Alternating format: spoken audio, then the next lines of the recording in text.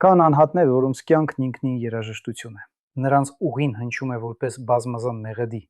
երբեմն ողբերգական, երբեմն լեմն-լուսավոր ու քնարական։ Նման անհատներից է անվանի ջութակահարուհի, մանկավարժ եւ գիտնական Անահիտ Միքայելի Ցիտիկյանը,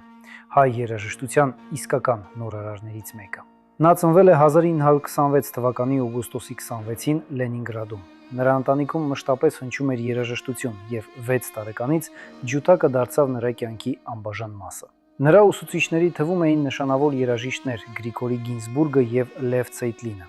սակայն նրա մանկությունը համընկավ ծանր ժամանակների հետ։ Հայրենական պատերազմի տարիներին Լենինգրադի շրջափակման պատճառով նա մոր հետ հայտնվեց Երևանում, իսկ հայրը զոհվեց։ Այս կորուստը դարձավ նրա կյանքի կարևոր փորձություն, կոփելով նրա կամքն ու բնավորությունը։ Պատերազմից հետո նա ընդունվեց Երևանի կոնսերվատորիա Կարպ Դոմբաևի դասարան, ապա շարունակեց ուսումը Մոսկվայում պրոֆեսոր Կոնստանտին Մոստրասի մոտ։ Այստեղ ձևավորվեց նրա կատարողական բարձր մակարդակը եւ երաժշտական մտածողությունը։ 1961 թվականին Ցիտիկյանը դարձավ Հայ ֆիլհարմոնիայի մենակատար։ Նա հանդես է եկել 27 երկրում, տվել ավելի քան 1000 համերգ։ Նրա նվագը առանձնանում էր խորությամբ, ջերմությամբ եւ արտահայտչականությամբ։ Նա հաճախ առաջինն էր կատարում ժամանակակից հայ կոմպոզիտորների ստեղծագործությունները,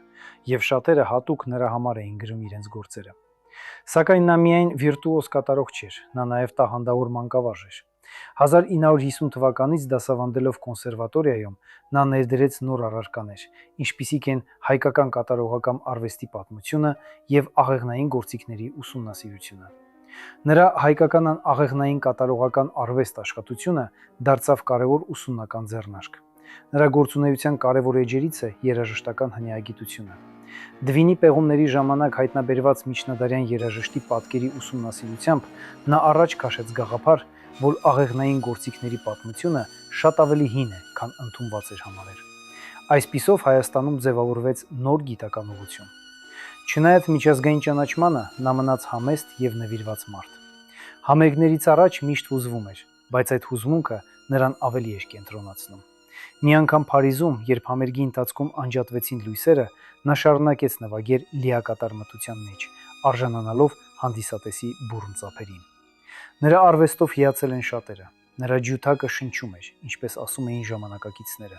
Սիլվա Կապուտիկյանը, լսելով նրա կատարումը, նկարագրում էր այն որպես կենդանի զգացողություններով լի երաժշտություն, որն անմիջապես դիպչում է մարդու հոգում։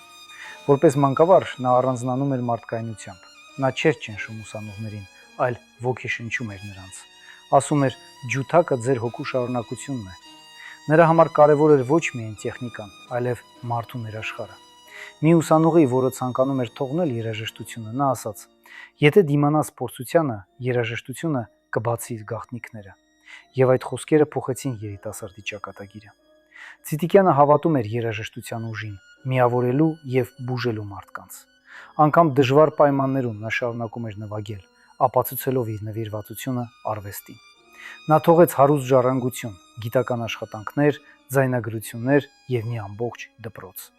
Նրա սաները մինչ օրս շարունակում են նրա գործը տարբեր երկրներում։ Անահիտ Ցիտիկյանը ցույց տվեց, որ երաժշտությունը միայն արվեստ չէ, այլ նաեւ մտածողություն, պատմություն եւ մարդկային արժեքների արտահայտություն։ Նրա կյանքը ապացույց է, որ իսկական արվեստը ծնվում է լույսով ու բարությամբ լի հոգուց։